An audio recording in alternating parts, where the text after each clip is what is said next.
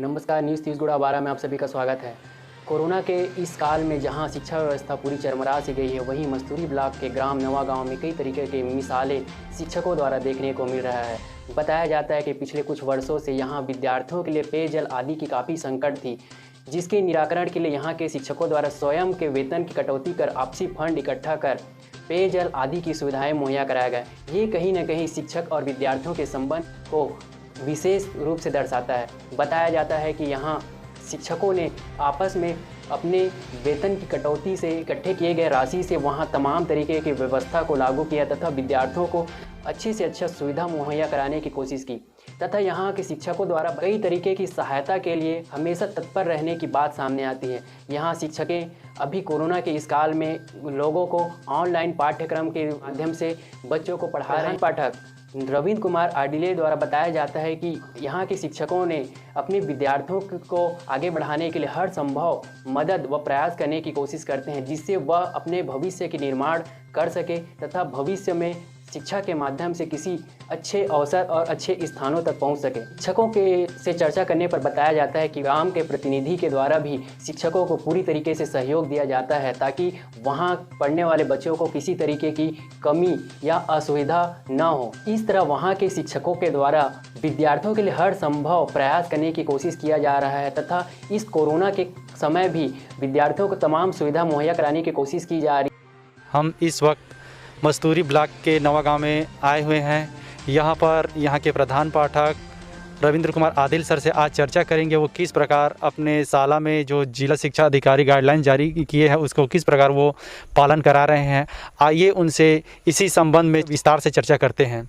Sir, आप अपने साला परिवार में किस प्रकार बच्चों को एडमिशन करवा रहे हैं? हमारे यहाँ साला में बच्चों का एडमिशन घर घर जा कर के किया जा रहा है, जिसमें पालकों के संपर्क के साथ साथ उनकी माताओं से भी संपर्क हो जा रही है, जिससे उनको कैसे पढ़ाना है, क्या करना है, इसके बारे में हमें ज़्यादा समझाने को भी मिल रहा है। और पुस्तक का भी वितरण हम लोग घर घर जाके कर रहे हैं और गणवेश का भी वितरण आगामी समय में हम लोग कर लेंगे। और इसके लिए गाइडलाइन में कहा गया है कि सभी टीचर घर घर जाकर ही पुस्तक हो गया और दाल चावल हो गया, खाद्यान्न हो गया, उन सभी को घर घर जाकर ही वितरण करना है। तो हम सभी टीचर मिल करके घर घर जाकर ही सभी जो भी सामग्री आ रहे हैं गवर्नमेंट से उसको वितरण कर रहे हैं। और अभी पुस्तक का वितरण भी हम लोग घर घर जाकर कर रहे हैं। और शाला प्रवेश के लिए आंगनबाड़ी से हम लोग को जानकारी मिलती है, जिसमें 6 वर्ष से अधिक के बच्चों को या फिर 6 वर्ष उनसे जानकारी ले लेते हैं। और बाकी जितने भी होते हैं उनको हम लोग गाँव सर्वे करते हैं, घर घर जाते हैं, जिससे पता चल जाती है। तो आदिल सर, आप ये बताइए कि आपको ऑफलाइन और ऑनलाइन पढ़ाने में आपको और आपके टीचर लोगों को कितना दिक्कत होता है? अब कोरोना काल है सर, आप सब जानते हैं, थोड़ा तो परेशानियों का सामना करना पड़ेगा ही। और ये बच्चों का सवाल है तो खाली तो बैठ सकते नहीं।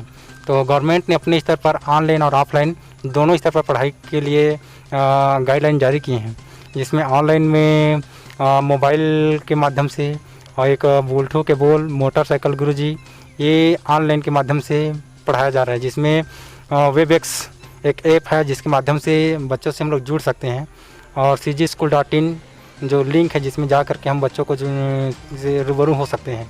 और ऑफलाइन में जैसे कि पढ़ाई तुम्हारे द्वार, पढ़ाई आपके मोहल्ले में, ये इस प्रकार की 2-3 योजनाएं सरकार के द्वारा ऑफलाइन मोड में चालू किए गए हैं। और सूत्रों से पता चला है कि आप लोगों ने बच्चों के पेयजल व्यवस्था के लिए सराहनीय, आपकी पूरी स्टाफ ने सराहनीय कार्य किया है, उसके बारे में कुछ बताएंगे, दिखाएंगे? जी बिल्कुल सर, हमारे यहाँ लगातार इस बारे में 3 वर्षों से हम लोग चर्चा कर रहे थे कि हम लोग यहाँ की पेयजल एक तो नीचे भी जा रही थी, जिससे बच्चों को हैंडपम्प चलाने में दिक्कत हो रही थी।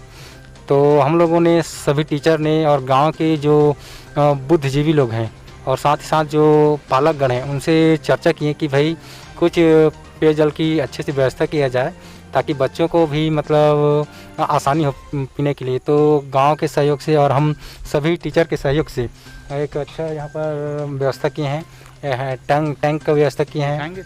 जी, टैंक ऊपर में लगा हुआ है जी। और ये यहाँ पर मोटर पंप हम लोगों ने, ये मोटर पंप के लिए अच्छा व्यवस्था की है जी। ठीक, ये मोटर पंप यहाँ पर लगाए हैं। यहाँ के सभी जितने भी टीचर हैं सब मिल के बच्चों के लिए हैंड पंप करवाए हैं और साथ ही उन लोगों की पेयजल व्यवस्था के लिए अपने खुद की सैलरी से यहाँ के टीचर लोगों ने बच्चों की व्यवस्था के लिए आप देख रहे हैं। टाइम में थी अभी हमारी स्कूल, और इस कारण से थोड़ा सा व्यवस्था अच्छी से नहीं हो पाई।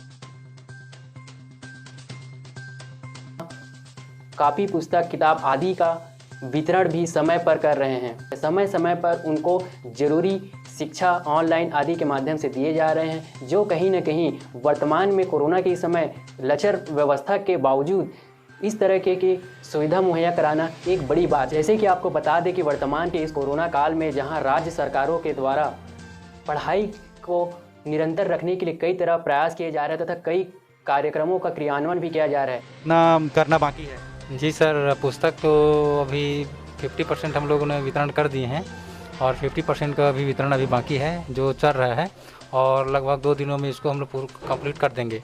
और साथ ही साथ पालक लोग को भी इसमें शामिल कर रहे हैं, और गांव के जो हमारे प्रतिनिधिगण हैं उनको भी इसमें शामिल कर रहे हैं, ताकि बच्चे लोग और उनके पालक को कुछ मैसेज जाए इसके माध्यम से। और ऐसे भी हम सब जानते हैं कि अभी कोरोना का समय चल रहा है, और कोरोना का समय के कारण हम लोग जिस प्रकार से नियमित पढ़ा रहे थे वैसे तो अब नियमित पढ़ा नहीं पा रहे हैं।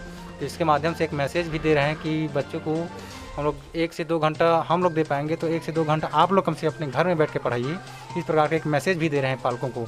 तो इस कार्यक्रम में उन लोग को बुलाने का मुख्य कारण ये भी है कि बच्चों को उनको मैसेज दिया जाए कि घर में आपको पढ़ाना है बच्चे को।